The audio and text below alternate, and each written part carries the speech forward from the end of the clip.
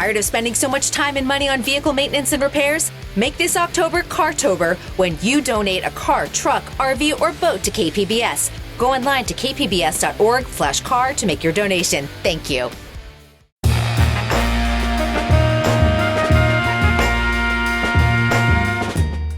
Welcome in San Diego, it's Jade Hindman. On today's show, author Mitch Albom is out with a new book. I spoke with him about that and what motivates his work. This is KPBS Midday Edition, connecting our communities through conversation.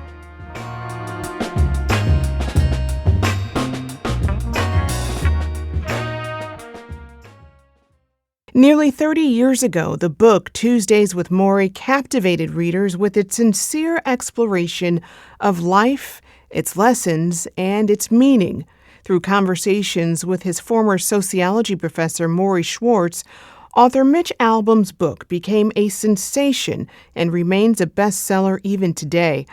Other books Albom's written include The 5 People You Meet in Heaven, Finding Chiku, and The Little Liar. His newest novel is called Twice, and it's all about life's second chances. He'll be talking about it at Point Loma Nazarene University next Monday, October 27th. But he is joining me now to give us a preview of that conversation. Mitch, welcome to Midday Edition. Thank you for having me on the program. So glad you're here. So, okay, the main character of Twice is Alfie Logan. He's got this unusual power to go back into time and do things over again. Why did you want to explore this idea of second chances? Well, as you get older, you find that a lot of people that you know talk about the regrets that they had in their life, and they should have taken this job when they were younger. They should have married this person. And it gets to a point where it's too late for them to make the change. So the regret just sort of sits and lays on them very heavily. So I thought, well, I'm going to write a book where someone actually has that power and then explore if it's really everything that it's cracked up to be. And as you can imagine, sometimes it is and sometimes it isn't. Well, you did add limitations to this power, and they are some pretty big ones, love and death. So what made you make those off limits? Well, love and death are pretty big now that I hear you mention it. Look, anytime you're going to introduce time travel into a book, you have to set up the rules because people start comparing it to other time travel stories. Is it Back to the Future? Is it, Midnight in Paris? What's the deal? So in mine, it's pretty simple. Alfie has the ability to do anything in his life once more, but he has to live with the consequences of his second try. He can't go back and do it again and again. He can't prefer the first one. Whatever happens the second time, he's stuck with. And then as he gets older, he goes through his teenage years kind of doing what you would think he would do, fixes the missed basketball shot or the embarrassing comment to a friend or something like that. But when he becomes a man, he finds out that there's one caveat to the power, and that is it doesn't work with love. So you can't, if somebody loves you and you decide to go and try somebody else, go back in time and see if somebody else was better or whatever, that first person can never love you again. They can be in the world, you'll know them, but they can never feel the same way. And I did that because I wanted to separate out love from a basketball shot. It's not the same. And the book is really kind of a fable about how important love is and how love is, everybody when it comes to relationships kind of likes the new car smell, but new car smells fade. And if you go chasing that for the rest of your life, you're gonna find yourself very unhappy. Mitch, when I look at your writing, I feel like you've got to be a person who does a lot of reflecting to come up with these things. Did you think about your own life when writing about Alfie's regrets? Sure. I think I've done a lot of reflecting, or other people have done reflecting for me ever since Tuesdays with Morrie, a book I wrote in 1997. That book became something much bigger than anybody could have anticipated. And pretty much everybody who came into my orbit as a result of that book or the movie or the play or the other things about it was reflecting, looking back on their life, looking back on, that book was the story of a man who was dying from Lou Gehrig's disease, an old professor of mine who told me what really mattered in life. And that once he really knew that he was going to die, and we kind of did this last class together in that subject. So reflection has always been, something in my books, and I try to actually pick a theme before I pick a plot or a character. I kind of say, well, what am I going to explore with this book? What's the theme going to be? And then once I decide I think it's a worthwhile theme that other people think about as well as myself, not just me, but other people, then I kind of create the plot and create the story. So in this case, as I say, I wanted to sort of explore the grass is always greener concept. And that's how then I came up with the plot and the characters. But yes, reflecting, of course, I think about all the things that are in my book. That's what enables me to have a take on it, have a point of view. Yeah. Well, and you just mentioned Tuesdays with Morrie, which was released nearly 30 years ago. Why do you think it has just resonated with so many for so long?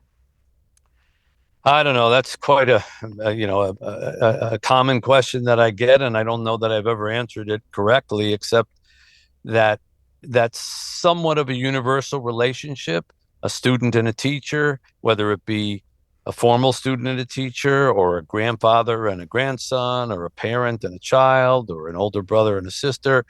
And Morrie was in that book, the sort of quintessential wise old man who was reaching the end of his life. And I was kind of the quintessential confused, maybe misdirected young person whose values were a little askew and needed some help. And I think as I've traveled around the world and talked to different, peoples in different countries, I find that that's actually a pretty common dynamic in many cultures around the world. The older sage person and the kind of confused young one. And so whether people pick it up because they're on one side of that equation or the other, it seems to have resonated with people, and it gets passed around, and a lot of people give it as gifts. It's taught in a lot of school systems and universities. Hospice groups use it, funeral groups use it, celebration of life groups use it. So I don't know. I don't. That's about the best answer I have. But sometimes being in the middle of it, I'm as mystified by it as anybody else. Hey, it helps people to reflect on life and the things that they should appreciate. It's I good. hope so. Yeah.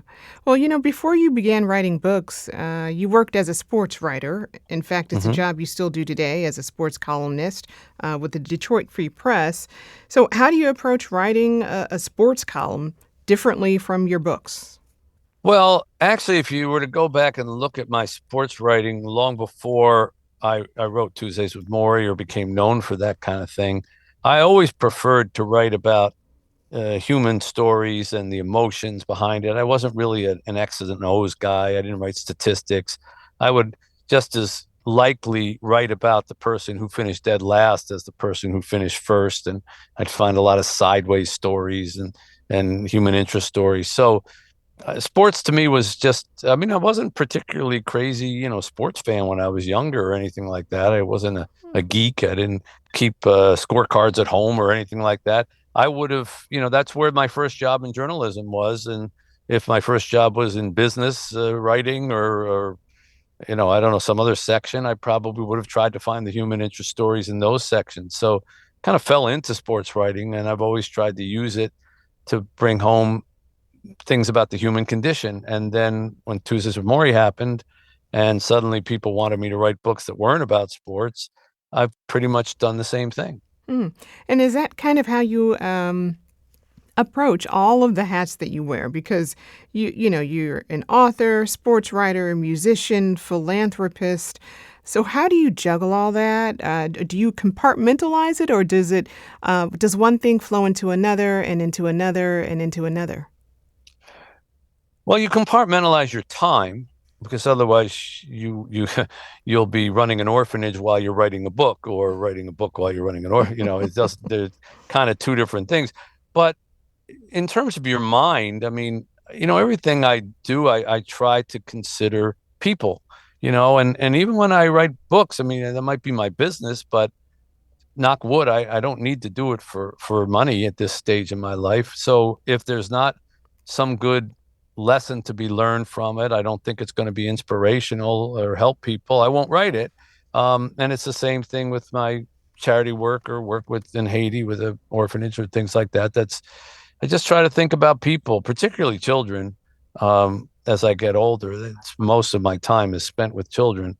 But I think as long as your mind is kind of always oriented towards how can I be of help, or how can I, make life better for people in some way, then writing books isn't all that different from, um, you know, broadcasting or running a charity or anything like that. You just kind of keep your philosophy in mind and you bring it to all these different hats, as you say. Yeah. Well, you mentioned running an orphanage, which is also one of the things you do. The Home for Children is in Haiti and called Have Faith Mhm. Haiti. There is a vibrant Haitian community here in San Diego and Mm. in the region, really, San Diego, Tijuana region. I'm wondering if you can share a little bit about your experience there. Well, I've been in Haiti since 2010 every month. I went there right after the earthquake that killed 3% of Haiti's population in about 45 seconds. So you can imagine how tragic that was. And I got involved with an orphanage there, and within matter of a few months, ended up inheriting it. It's kind of a long story, but I'd never had kids of my own. My wife and I didn't have children, and I kind of ended up volunteering to take it over temporarily, and and the guy who had been running it disappeared, and that was the end of temporarily. And so I've been running it ever since, and I made every mistake you could make at the beginning, but I've learned, and we have over the years admitted and had come through more than 100 kids, and we have 60 at any given time, and they come from the worst of circumstances that you can imagine. I mean, poverty that is not really imaginable here in America, living in holes in the ground, or being abandoned under trees to die, or being left at malnutrition centers and nobody comes back for you, not having a birth certificate, not having a name, no vaccines, and these are children who we bring in and give them a home and give them love and give them medicine and beds and food and an education. And we have a very, very fine school that we've worked on for a long time that teaches 4 hours in English and 4 hours in French every day. And so far, we've had 22 graduates of our school who have all earned full college scholarships in the United States. And two of them are in medical school because they cherish education, which is a very, very rare thing in Haiti. Only 1% of Haitians ever go to college. So I'm very involved with the kids. I consider them my family, and it's a very large family now. But that's a huge part of my life and will be until the day I die. Yeah. Wow. That's wonderful. Thanks for putting in the work. Well, the kids I mean, you're welcome, but I mean, the I kids mean, are the answer and the reason to do all of it. absolutely. Absolutely. Anybody who knows those children, the minute they meet them, they want to come and help out. And I think kids inspire that kind of action. Yeah. Yeah. Absolutely. And they are resilient. And Yes, they are. I was not aware that San Diego had that community. I do yeah, hope we I'm do. coming out there to speak, and I hope that some of them will come hear me because I'd love to talk to them. And I do in the presentation. I do talk about Haiti and the kids, and we adopted one of our kids who had a brain tumor. Unfortunately, she died um, a few years ago. I wrote a book Mm. about that called Finding Chica, and now we have another little one who came to us when she was 6 months old and she weighed 6 pounds. She'd had nothing to eat but sugar water. And we were able to fortunately get her to the States and get her on a very fast nutrition program that's saved her life. And it's now 3.5 years later, and she's still with us. She's calls us mommy and daddy. So it's been quite an experience. Yeah. Well, earlier this year, you appeared at the Writers' Symposium by the Sea at Point Loma Nazarene Mhm. University. You shared some of the struggles you faced getting Tuesdays with Morrie published. And I know there's a lesson in here about being persistent. So, how did you handle those early rejections, and what did you learn from that? Well, I learned that if you do something for the right reason, it's a lot easier to be persistent and dogged I wanted to write that book to pay Morrie's medical bills. That was the only reason. I'd never written any book like that before. And it showed when I went around to the publishers because they all told me they didn't want it. They're not interested, boring. You're a sports writer. It'll be depressing. You don't know how to do it. And if it was just for me, honestly, Jade, I would have probably just given up because sometimes, when your motivation is just for your own success and enough people tell you it's not going to work, you search for something else that you think will. In this case, there was no alternative. This was the only way that I could think of to raise the kind of money that he needed to pay his enormous medical bills, several years worth of bills. And so I kept pushing and I kept pushing. And eventually we convinced the publisher who gave us just enough money to pay his medical bills. And I gave it to Morrie and I wrote the book basically, almost just out of obligation because, we had taken the money to pay his bills. And so I did it without aim towards career or popularity. I just did it from the heart. And when I finished, I thought, all right, well, I did one nice thing for this man who had done so many nice things for me in my life. And I was planning to return to my life as a sports writer.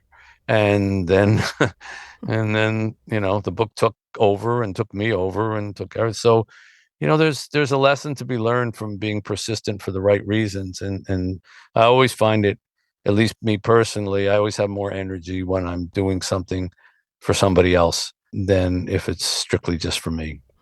That's great. And you're headed back to San Diego yet again, as you mentioned earlier. Tell us about what you've got in store this time around. Well, I'm going to talk about the book twice and the themes of it and the idea that life could be better if only we could do it over again. And there's many moments in the book twice where there are sort of lessons about that whole thing, including a time where Alfie asks his grandmother, who has the same power, how come we only get to go back twice? Why can't I do it again and again? And she says, Alfie, if you kept getting second chances, you'd never learn a damn thing. And that's one of the themes that I talk about how valuable our mistakes are and how we really all do get second chances in life. It's called the next minute of your life. Mm-hmm. The next minute of your life is your opportunity to take everything that you have learned and every mistake that you've made and every scar that you've had from those mistakes and turn it into something better. You don't need to erase the first one because if you erase the first one, you won't learn anything. People ask me, with this book now it's come out, it's a pretty common question in conversations or interviews. What would you do again? Is there anything in your life that you would do over if you had Alfie's power? And I say, of course, there's 30 things I could rattle off right now that I wish I hadn't done or wish I could undo. But if I had to trade in the way I changed as a result of them or what I learned as a result of the mistake, then no, I would say no, thank you, because all of those things kind of contributed to, the tapestry of who I am and who I get to become in the future. And so I hope to get people to kind of think that way. And I read from the book and tell some stories about my own life, because I've had kind of a twice existence, Jade. I mean, if you look at the first half of my life, actually, I've had like a thrice existence because I was a musician before I was ever a writer. And that was a whole different life.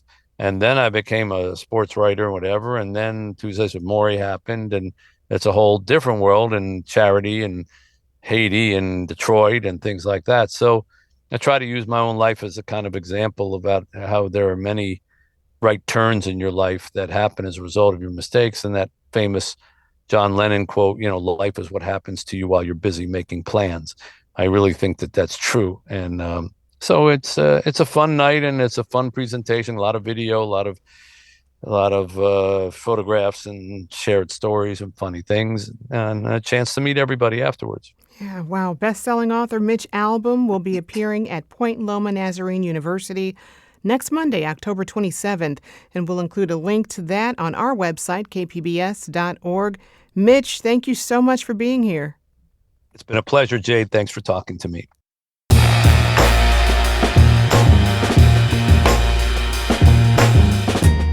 That's our show for today. I'm your host, Jade Hindman. Thanks for tuning in to Midday Edition.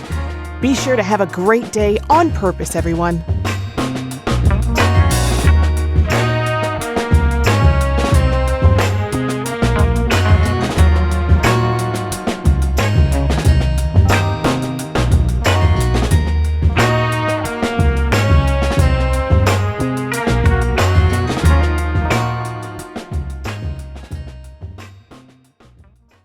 The Cartober fundraising drive is on. Help give back this month by donating your used car, truck, RV, or boat to KPBS. Donating is easy and it's tax deductible. Learn more by visiting us at kpbs.org/car.